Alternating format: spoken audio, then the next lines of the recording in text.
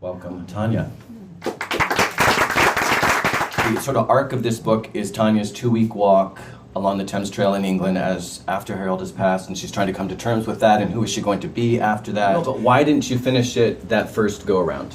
You know, I think now I understand why it was too emotional. It wasn't about walking across England. It was about my life with my husband. But I'm a great mom and a great woman. You're so great at being a woman. You're very in touch with your feminine side. I know you're very balanced. Oh, I can't answer that. He was the love of my life. I think that's a good answer. So you're going to have to leave, Beth. Sorry, we appreciate you being here.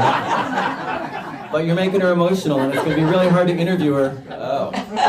We knew there would be tears. We knew there would be tears. We had a stormy relationship, my father and I. As a child, I adored him. As a teenager, I resented this stern, strict man who was unable not only to settle into life as an American, but to make the transition to being an American father. Couldn't have done it without you. So thanks for living your life. What I didn't know at the time was he hated to drive. Although he kept a straight face, my insistence on being behind the wheel could hardly have made him happier. So where did you, an immigrant and a girl, find the courage and strength to fight to be you, given all that you were up against? It was either fight or buckle under. And I was not the type to buckle under, obviously. So I fought. And I think when Harold dies, who will you be? What? I asked, staring at her, my eyes wide, my pulse racing. When Harold dies, she said slowly, deliberately, who will you be? The world went hollow. The answer fell from my mouth before my mind could give it another thought. I will be the woman he loved.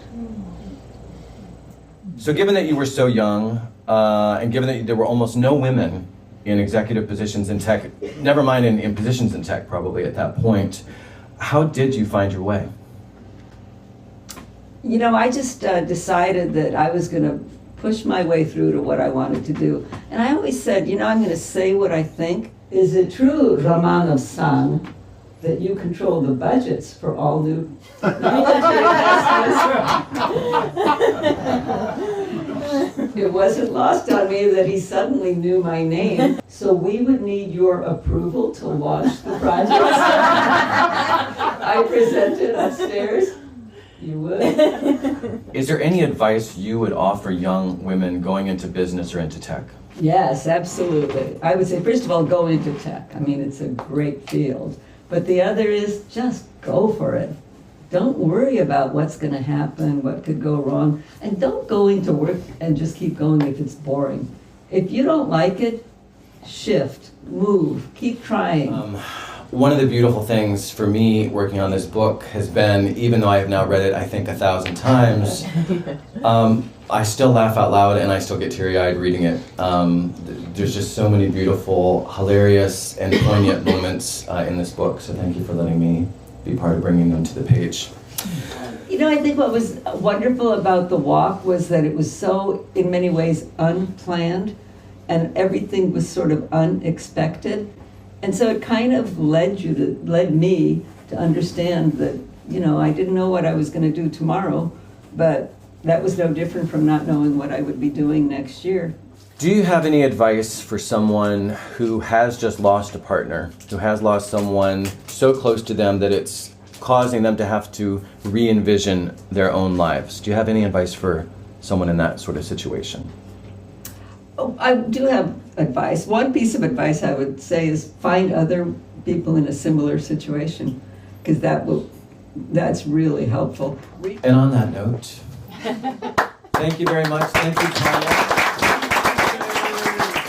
Thank you very much.